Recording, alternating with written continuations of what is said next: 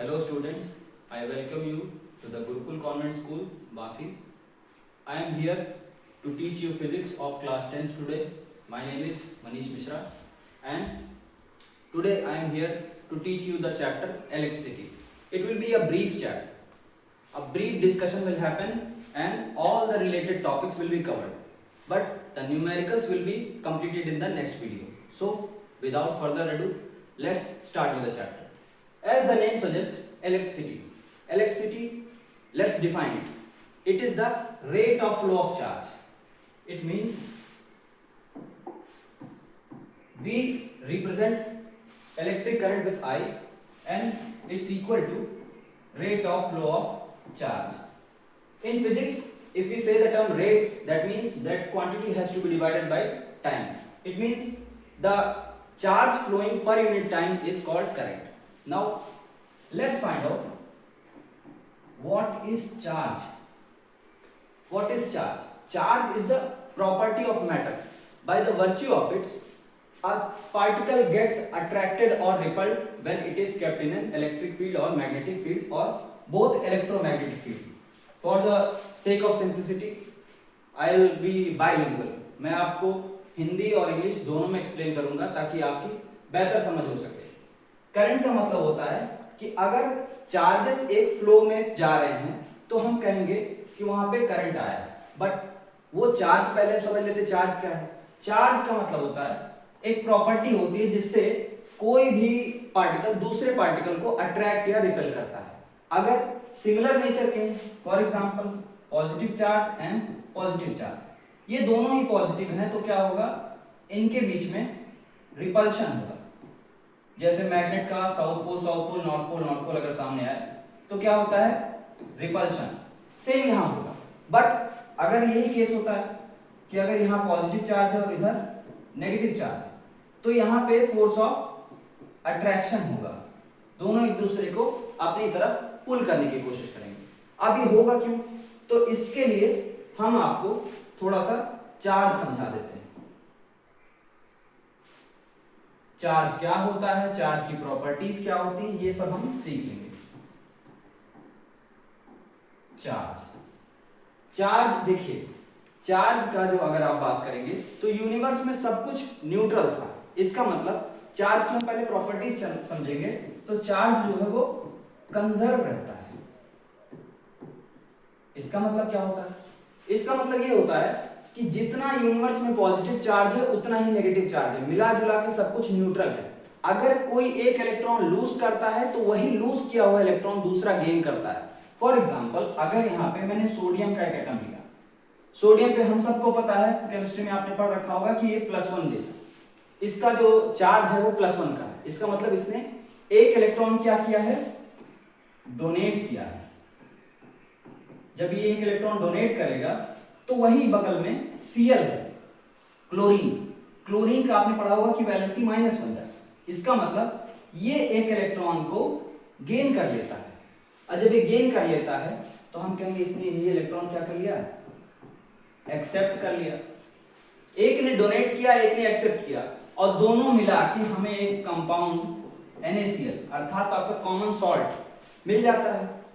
जब ये स्प्लिट होगा, जब आप इलेक्ट्रोलाइसिस करेंगे मतलब इलेक्ट्रिसिटी के प्रेजेंस में इस मॉलिक्यूल को तोड़ने की कोशिश करेंगे तो आपको एक Na+ और एक Cl- मिला जुला के कह रहे हैं ओवरऑल न्यूट्रलिटी देखने को मिल रही है.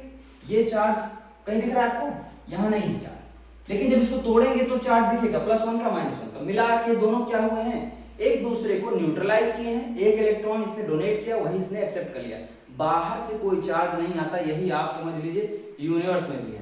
आपने अगर पढ़ा है कि आपके जो कंडक्टर्स होते हैं, जैसे वायर्स, घर में आपकी वायरिंग कॉपर की होती है, तो कॉपर में क्या होता है, कॉपर में आप देखते हो Cu+2 और साथ में 2 इलेक्ट्रॉन. यही है, इनको हम इलेक्ट्रिसिटी की भाषा में बोलते हैं होल्स. होल्स क्यों बोलते हैं, होल्स इसलिए बोलते हैं कि यहाँ पे इस एटम में 2 इलेक्ट्रॉन निकल गए, वो 2 इलेक्ट्रॉन की जगह खाली हो गई है. उसी खाली स्पेस की वजह से इसका नाम होल्स है. और ये जो इलेक्ट्रॉन है तो हम इनको कोई यहाँ पे नया जो है नाम नहीं देते हैं, इलेक्ट्रॉन ही बोलते हैं. अब यही जो कॉपर है, एक चार्ज है ना, ये this is a charge and this also is a charge, and if this will flow in a line, अगर एक लाइन में फ्लो करने लगे तो हम कह देंगे कि हमें क्या आ गया है, क्या किसकी प्राप्ति हो गई, इलेक्ट्रिसिटी, हमें वहां करंट मिल गया। इसका मतलब चार्ज क्या है, चार्ज का एक प्रॉपर्टी है कि पहली बात तो कंजर्व रहता है। दूसरी प्रॉपर्टी क्या है, दूसरी प्रॉपर्टी है चार्ज की कि एडिटिव इन नेचर होता है। एडिटिव इन नेचर होने का मतलब है कि अलजेब्राइक तरीके से ये ऐड होता है, एडिटिव नेचर है चार्ज का। एडिटिव नेचर का मतलब अगर आपके पास प्लस चार्ज है 2, माइनस चार्ज है 1, तो ओवरऑल चार्ज कितना होगा, +2 -1, यानी +1 का चार्ज अभी भी आपको मिलेगा। इस तरीके से आपके जो चार्जेस हैं उनका एडिटिव नेचर होता है। तीसरी और मेरे हिसाब से सबसे इंपॉर्टेंट जो इसकी प्रॉपर्टी है वो है क्वांटाइजेशन। इसका मतलब कि जो भी चार्ज है वो नंबर ऑफ इलेक्ट्रॉन्स या बिकॉज ऑफ इलेक्ट्रॉन्स है। Charge equals to number of electrons. n मतलब क्या है, नंबर, e मतलब एक इलेक्ट्रॉन, और एक इलेक्ट्रॉन का चार्ज हमें पता है होता है 1.6 इंटू 10 की पावर -19 कूलम। ये हमें कैसे पता चला, ये पता चला है रॉबर्ट ए मिल्टन नाम के साइंटिस्ट थे, उन्होंने ऑयल ड्रॉप एक्सपेरिमेंट किया था, उससे हमें ये वैल्यू पता चली थी कि एक इलेक्ट्रॉन पे चार्ज होता है 1.6 इंटू 10 की पावर -19 कूलम। तो ये है चार्ज की प्रॉपर्टीज। चार्ज आप समझ गए, चार्ज मतलब कोई भी ऐसी प्रॉपर्टी जिसकी वजह से एक मैटर जो है, एक पार्टिकल जो है वो दूसरे पार्टिकल को अट्रैक्ट या रिपेल कर देगा। रिपेल कब करेगा, जब सिमिलर होगा, प्लस प्लस है या माइनस माइनस है। अट्रैक्ट कब करेगा, जब वो minus plus, plus minus means जो ऑपोजिट होगा तो अट्रैक्ट करेगा, सिमिलर होगा तो रिपेल कर देगा। ये हम पता कर लिए कि चार्ज क्या होता है। अब इसी चार्ज को अब अगर हम फ्लो करा दें तो हमें मिल जाएगा इलेक्ट्रिसिटी। इलेक्ट्रिसिटी का मतलब है rate of flow of charge. अगर एक लाइन से ऐसे ये ऐसे फ्लो कर रहे हैं, साथ ही साथ Cu +2 and +2 ये सब इधर फ्लो कर। अब ये क्यों फ्लो करेंगे, स्वाभाविक सी बात है, यहाँ कोई पोटेंशियल होगा पॉजिटिव का जो इन इलेक्ट्रॉन्स को अपनी तरफ बुला रहा है, यहाँ कोई टर्मिनल होगा नेगेटिव का जो ये होल्स को अपनी तरफ बुला रहा है। और शायद यही सेटअप आपका बड़ा सा एक बैटरी में होता है। दो आपके टर्मिनल्स होते हैं जिसपे आप काला तार और लाल तार टच कराते हो और करंट फ्लो होने लगता है।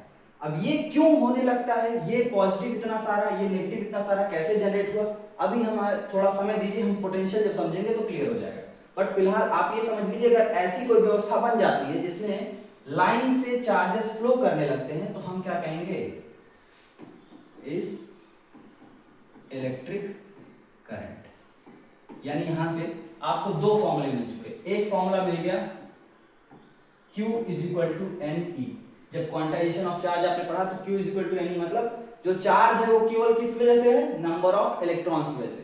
10 इलेक्ट्रॉन है तो आपको 1.6 इंटू 10 की पावर -19 को 10 से मल्टीप्लाई कर देना होगा, यानी 16 इंटू 10 की पावर -19 हो जाएगा। इस तरीके से आप charge, number of electrons and charge on one electron ये समझ गए। दूसरा फॉर्मूला है यहां से आपको I = Q/T। ये क्या है, current = rate of flow of charge. Physics में रेट का मतलब होता है सिर्फ आपको टाइम से डिवाइड करना। जैसे rate of doing work is called power, तो मतलब पावर = क्या, रेट बोला तो पहले लिख दो टाइम से डिवाइड और वर्क, तो यहां work. Rate of change of velocity is called acceleration, तो एक्सेलरेशन = रेट बोला तो टाइम से डिवाइड लिख दीजिए, rate of change of velocity. तो इस तरीके से होता है, मतलब अगर फिजिक्स में कहीं आपको रेट सुनाई दिया तो इसका मतलब उसको टाइम से डिवाइड करना है। तो आपने यही किया है, rate of flow of charge है तो मतलब चार्ज को आपने टाइम से डिवाइड किया है, आपको करंट मिल गया। करंट और चार्ज आप समझ गए। अब ये जानते हैं कि ये जो करंट है, लाइन से अगर चार्जेस फ्लो होंगे तो होगा, करंट यहाँ पे आएगा। लेकिन अब ये फ्लो क्यों होंगे, क्या अपने छुट्टी हो गई नानी के घर जा रहे हैं, ये क्या लाइन लगा के स्कूल जा रहे हैं, ऐसा नहीं, कोई ना कोई कारण होना चाहिए कि क्यों फ्लो करेंगे। अब वही कारण हम समझने जा रहे हैं। तो जो मेन कारण है वो है पोटेंशियल। अब हमारे साथ जुड़े रहिएगा, इलेक्ट्रिक पोटेंशियल हम पढ़ने जा रहे हैं। ये बताइए, क्लास 9th में आप सबने एक टॉपिक पढ़ा होगा, वर्क पावर एनर्जी। वहां पे आपने एनर्जी के केस में ये पढ़ा था कि जब भी किसी सिस्टम के ऊपर वर्क डन होता है तो वो उसके अंदर एनर्जी के जैसा स्टोर हो जाता है। फॉर एग्जांपल ये ग्राउंड है, यहाँ पे एक पत्थर पड़ा हुआ है, इससे कोई खतरा नहीं, इसके पास कोई एनर्जी नहीं। अगर मैं इसके ऊपर वर्क डन करूं, वर्क डन का मतलब होता है बेटा फोर्स इनटू डिस्प्लेसमेंट। अगर मैं इसको फोर्स लगाऊं, फोर्स लगाने का मतलब क्या होता है, पुश करो या पुल करो। अगर मैं इसको पुल करके थोड़ा सा यहां से डिसलोकेट करके एक रूफ है इस जगह पे इसको हैंग कर देता हूं, ठीक है।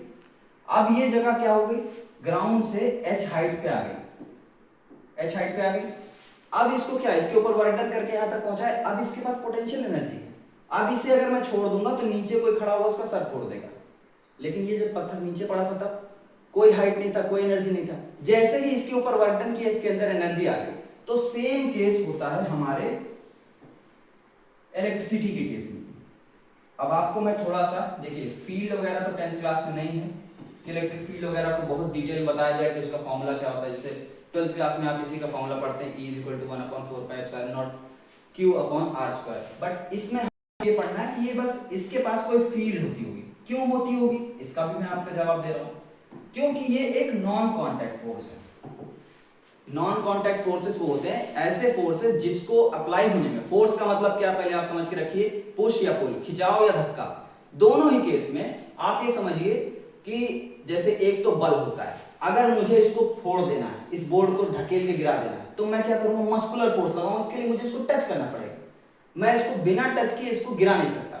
वो फोर्स क्या होगा, चाहे धक्का मारो चाहे खींच के गिराऊं, वो होगा मस्कुलर फोर्स।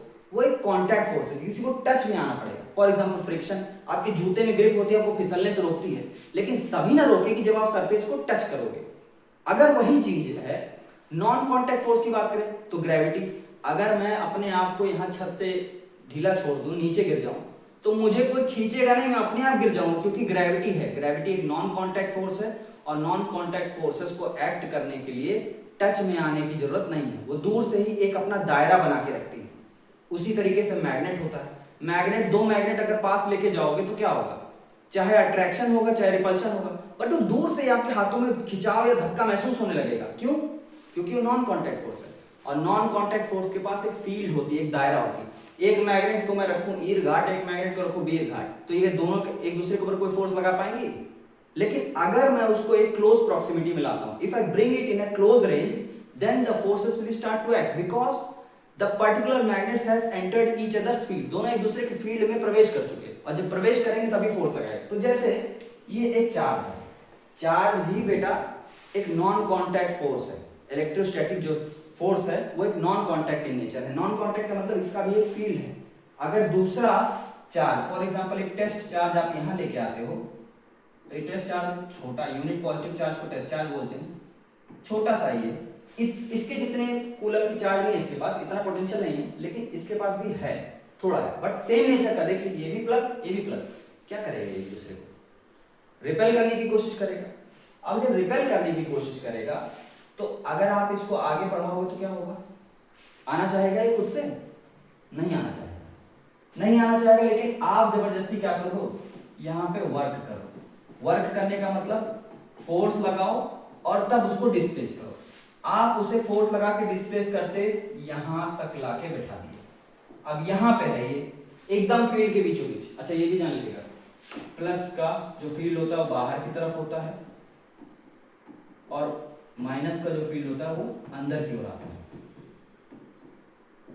ठीक, देखिए ये अब हमने क्या किया, इसको फोर्स लगा के डिस्प्लेस करके यहां पहुंचा दिया। अब जब ये यहां पहुंच गए तो यहां पहुंचने का मतलब क्या है, यहां पहुंचने का मतलब ये है कि अब इन पे ग्रेटर रिपल्सिव फोर्स लग रहा है, ज्यादा रिपल्शन अभी महसूस कर रहे हैं। जैसे ही जो मैंने वर्क किया था इसके ऊपर मैं छोड़ दूं तो क्या होगा, छोड़ दूंगा तो छोड़ते ही वापस से इसको धक्का मारेगा। एक चार्ज के केस में ऐसा करेगा, 10 चार्ज अगर मैं एक जगह पे लाके रख दूं और जैसे ही छोड़ूंगा वैसे ही उसको फोर्स करेगा, अपने से दूर भेजने की कोशिश करेगा। अगर मैं दूर भेजने को जो बोलूं एक साथ ही सारे दूर जा रहे हैं, इसका मतलब एक लाइन में आ गए कि नहीं? इसका मतलब क्या है, एक साथ फ्लो कर गए कि नहीं? इसका मतलब क्या, वही चार्ज चल पड़े तो rate of flow of charge यानी करंट हुआ कि नहीं हुआ? अब इसकी व्यवस्था आपको मैं समझाने के लिए सबसे अच्छा एक बैटरी के अंदर ले चलता हूँ। मतलब हम लोग थ्योरेटिकली बैटरी के अंदर जा रहे हैं, असल में जाएंगे तो शायद हमें एक शॉक लग सकता है। एक बैटरी है, ठीक है, बेहद खूबसूरत बैटरी नहीं बनेगी लेकिन ये काम की रहेगी।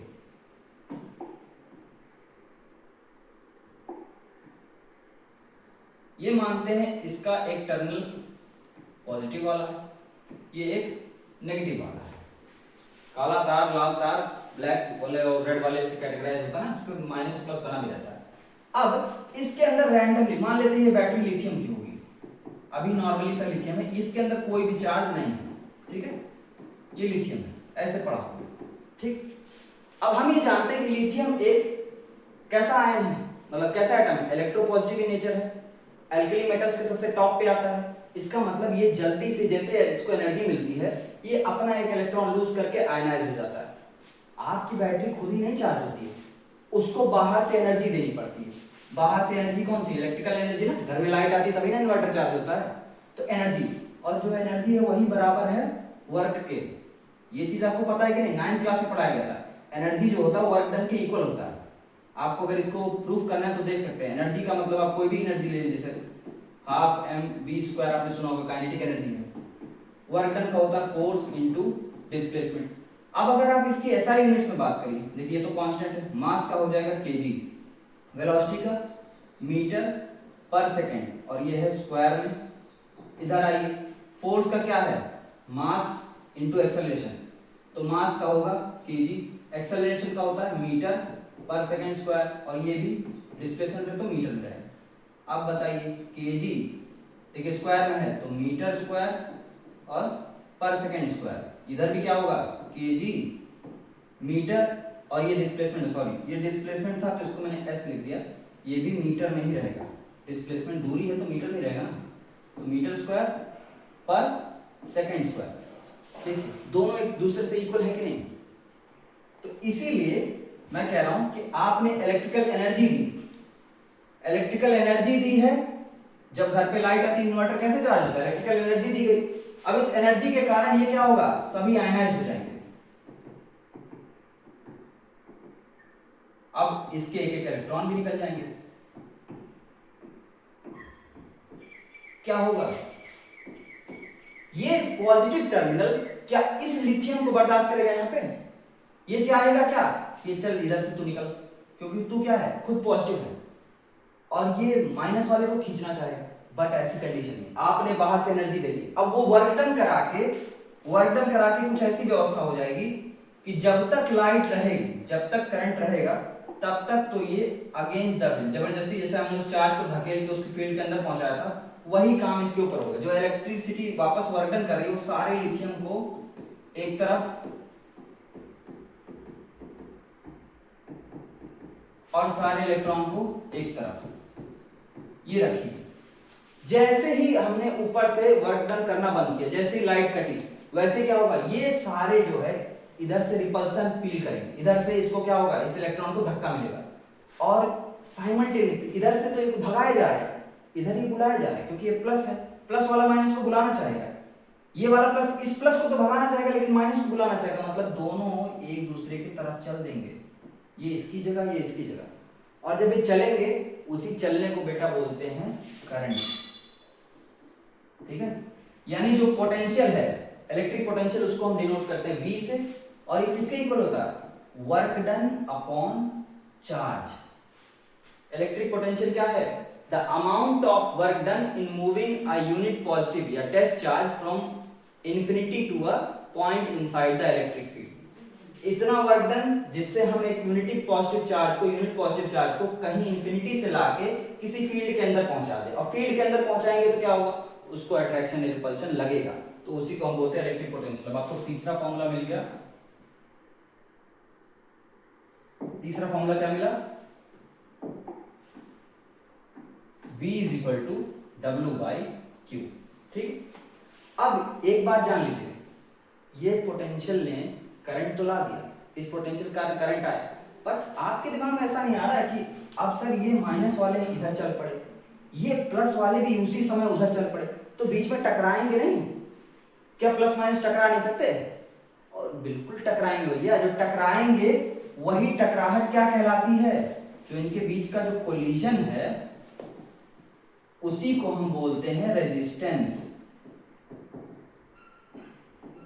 इलेक्ट्रिकल रेजिस्टेंस और कुछ नहीं, इन्हीं होल्स के और इलेक्ट्रॉन्स के बीच में जो टकराव है, जो कोलिजन है, उसी को इलेक्ट्रिकल रेजिस्टेंस बोलते हैं। अच्छा, जितना ये वायर पतला होगा उतना ही ज्यादा टकराव होगा, जितना ये वायर चौड़ा होगा उतना कम टकराएगा, जितना लंबा होगा उतना दूर तक टकराते टकराते आएगा, और जितना छोटा होगा उतना जल्दी यहां से यहां तक पहुंच जाएगा। तो अभी जब रेजिस्टेंस पढ़ेंगे तो इसके भी केसेस पढ़ेंगे, बट अभी जान लीजिए, अभी आप रेजिस्टेंस को फर्स्ट हैंड देख सकते हैं आंखों के सामने कि जब ये इधर से इधर आने की कोशिश करेंगे और साइमल्टेनियसली होल्स उस तरफ जाने की कोशिश कर रहे होंगे तो टकराएंगे, उसी टकराहट को रेजिस्टेंस बोलते हैं। रेजिस्टेंस कुछ और नहीं बेटा, करंट के रास्ते में हो रही रुकावट है। करंट जो है उसके रास्ते में जो रुकावट, जो आपके ऑब्स्ट्रक्शन पैदा कर रहा है, वही रेजिस्टेंस है। यानी रेजिस्टेंस आपका करंट का एक तरीके से क्या करता है? रास्ता रोकता है, करंट को स्लो करता है। तो ये रेजिस्टेंस जितना ज्यादा रहेगा उतना ही ज्यादा आपके करंट को समस्या होगी एक पॉइंट से दूसरे पॉइंट पे ट्रैवल करने के लिए। ठीक है, अब किस पे डिपेंड करता है अभी पढ़ लेंगे, बट अभी हमारे पास जो पोटेंशियल पढ़ा है, तो पोटेंशियल एक और चीज बताता है, जितना हैवी पोटेंशियल क्रिएट करोगे उतना तेजी से चार्जेस भागेंगे, यानी जितना पोटेंशियल रखोगे उतना करंट आएगा। अब यहीं से आपके पास एक और चीज निकल के आ रही है, एक लॉ निकल के आ रहा है जो आपको यहीं के यहीं क्लियर कर देगा, जिसका नाम है ओम्स लॉ। ओम्स लॉ क्या कहता है? पहली बात, ओम्स लॉ की कंडीशन ये है कि स्टार्ट ही यही लाइन से करता है, at constant temperature. At constant temperature. Constant temperature क्यों?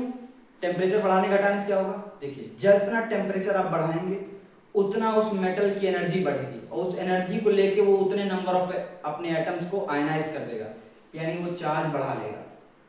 तो टेम्परेचर घटाने, अच्छा ये भी है क्या सर कि अगर टेम्परेचर बहुत कम हो जाए, इतना कम, इतना माइनस में चला जाए कि बिल्कुल भी इलेक्ट्रॉन वहां से ना रिलीज हो, बिल्कुल भी आयनाइजेशन उस एलिमेंट के अंदर, उस एटम के अंदर ना हो, तो क्या होगा?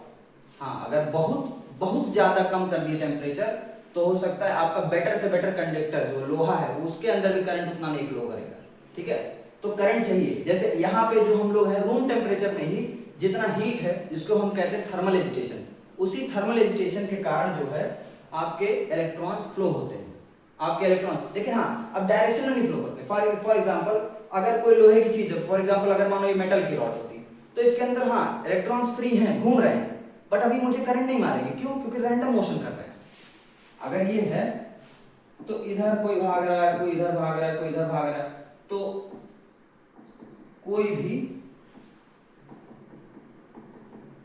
भी रैंडमनेस होने के कारण कोई भी एक डायरेक्शनल मूवमेंट नहीं आ पाती और करंट नहीं आता। लेकिन अगर इधर ही मैं क्या करूं,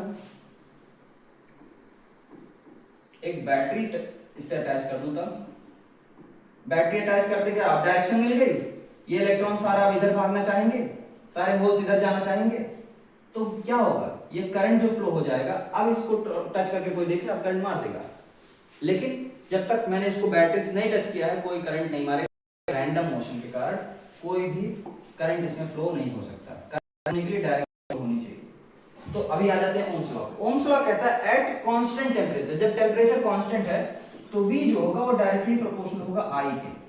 जितना पोटेंशियल डिफरेंस लगाओगे, जितना पोटेंशियल लगाओगे उतना करंट आएगा। इसका मतलब अब जो प्रोपोर्शनैलिटी हटती है तो कांस्टेंट आता है, उसको हम R कहते हैं। R माने resistance. At constant temperature, the current flowing inside a conductor is directly proportional to the voltage applied across the ends of the conductor। मतलब एक कांस्टेंट टेम्परेचर पर जितना करंट फ्लो हो रहा है वायर में वो डायरेक्टली प्रोपोर्शनल है किसके? जितना उसके दोनों तरफ, उस कंडक्टर के दोनों तरफ जो पोटेंशियल डिफरेंस लगाई गई है उसके। ठीक है, तो ये एक और फॉर्मूला मिला आपको, V इज इक्वल टू क्या? IR। चौथा फॉर्मूला लिख लीजिए, V is equal to IR। ये है आपका ओम्स लॉ। अच्छा, हो सकता है वीडियो बहुत लंबी हो रही है, बट आपसे मैं एक और टॉपिक कहूंगा पढ़ने का, उसके बाद हम आपको यहाँ से मतलब नेक्स्ट वीडियो के लिए रिलीज कर देंगे। थोड़ा सा आप रेजिस्टेंस पढ़ लीजिए। रेजिस्टेंस क्या होता है वो जान जाइए, क्योंकि यहाँ पे resistance as a topic introduce हो चुका है। उसके बाद हम अगले वीडियो में कवर करेंगे बाकी चीजें। देखिए रेजिस्टेंस आया ना, इधर आया है V is equal to I R. ये V है इलेक्ट्रिक पोटेंशियल, I है इलेक्ट्रिक करंट, R है इलेक्ट्रिकल रेजिस्टेंस। अभी रेजिस्टेंस नया टॉपिक है तो मैं बता दूं, जो कोलिजन हो रहा था बैटरी के बीच में वही रेजिस्टेंस था। तो रेजिस्टेंस जो है वो डायरेक्टली प्रोपोर्शनल होता है लेंथ के। यानी आप ये बताइए माइनस प्लस, अब ये अगर इतने दूर में जाना है, बहुत सारे, ये दो हैं इसको 20 इमेजिन कर लिए, दो हैं इसको 20 इमेजिन कर लिए, इतना बड़ा वायर है तो कितनी बार टकराएंगे और इतना बड़ा वायर है तो कितनी बार टकराएंगे। यहां स्वाभाविक सी बात है, अगर चौड़ाई सेम है तो जितना लंबा रेजिस्टेंस उतना ज्यादा, मतलब जितना लंबा तार उतना ज्यादा रेजिस्टेंस, तो रेजिस्टेंस डायरेक्टली प्रोपोर्शनल है लेंथ के। दूसरी बात, अगर एक रेजिस्टेंस इतना पतला है, अगर एक रेजिस्टेंस इतना पतला है और उसी बगल में एक रेजिस्टेंस इतना चौड़ा है, किस में रेजिस्टेंस ज्यादा होगा? मतलब एक वायर अगर इतना, इसकी क्रॉस सेक्शन एरिया इतनी है, दूसरे वाले की है, तो आप बताइए किस में ज्यादा टकराएंगे?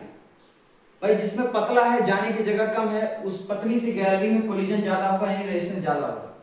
जिसमें तार जो है चौड़ा है तो क्या होगा, कुछ इलेक्ट्रॉन साइड से भी निकल जाएंगे, कुछ होल साइड से भी निकल जाएंगे, तो टकराव कम होगा। यानी resistance is inversely proportional to cross section area. जितना मोटा तार, जैसे आपको एसी चलाना होता है तो एसी के लिए आप पतला तार नहीं, आधा mm का 1 mm का तार लगेगा, वो तुरंत गल जाएगा। क्यों? क्योंकि जो रेजिस्टेंस होगा, मतलब कोलिजन होगा, पॉजिटिव और जो नेगेटिव है वो टकराएंगे, रगड़ेंगे, फ्रिक्शन होगा, हीट डेवलप होगी और वो तार गल जाएगा। लेकिन अगर वो तार मोटा ले लीजिए 4 mm 3 mm का, तो क्या होगा, मोटा होने के कारण आराम से इलेक्ट्रॉन्स निकल जाएंगे, रेजिस्टेंस कम रहेगा और जो है तार आपका हीट नहीं होगा, क्योंकि ज्यादा रेजिस्टेंस ज्यादा फ्रिक्शन माने ज्यादा हीट। लेकिन कम अगर रेजिस्टेंस यानी कम कोलिजन, कम हीट, तो तार आसानी से मैनेज कर लेगा। ये तो तीसरी चीज जो है वो R जो है डायरेक्टली, आप ये कह लीजिए कि किस पे और डिपेंड करता है, इधर आ जाइए, मटेरियल पे,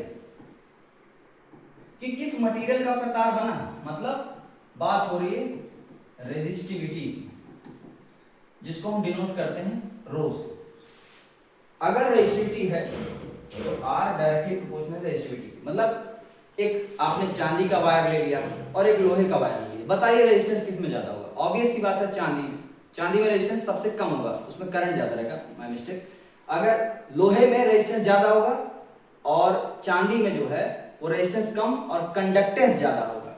तो इसी को अगर हम सब मिला के बोलें, सारे फॉर्मूले को रेजिस्टेंस के हम एक साथ मिला लें, तो R is directly proportional to L upon A हो जाएगा।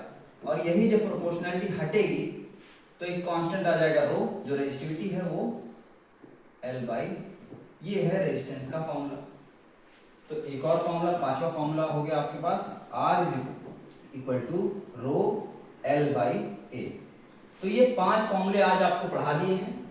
अच्छा, ये मत कहना Q इज इक्वल टू ए नहीं है। अगर किसी ने कह दिया कि भैया एक ये भी फॉर्मूला हो सकता है, I is equal to Q by T तो है ही, तो I is equal to NE by T भी हो सकता है, बिल्कुल हो सकता है। तो ये सब आप कॉमन सेंस की चीजें, उसको ना पूछेगा बाद में कि ये फॉर्मूला कहीं मिला था हमको, ये इसी से मिलके बना है बेटा। और बेसिकली मैं आपको बता दूं, इतने ही फॉर्मूले हैं ही चैप्टर में। कहोगे सर फिर H equal to I square RT क्या है, P इक्वल टू VI क्या है, वो सब इसी से निकले हैं। नेक्स्ट वीडियो में मैं आपको बताऊंगा कि किस तरीके से यही 4 फॉर्मूले 5 फॉर्मूले आपको याद हो जाए, तो मेरे हिसाब से इस चैप्टर में आपको कोई समस्या नहीं होगी। आज हम पढ़ा है, कल हम पेयरिंग ऑफ रेजिस्टेंस, उसका सीरीज कॉम्बिनेशन, पैरेलल कॉम्बिनेशन और बाकी आगे का चैप्टर डिस्कस करेंगे। हो सकता है इसके 3 सीरीज बने, हम आपको जो है सॉल्व कराएंगे। ऐसी तरीके बने रहिए। आपका बहुत बहुत धन्यवाद।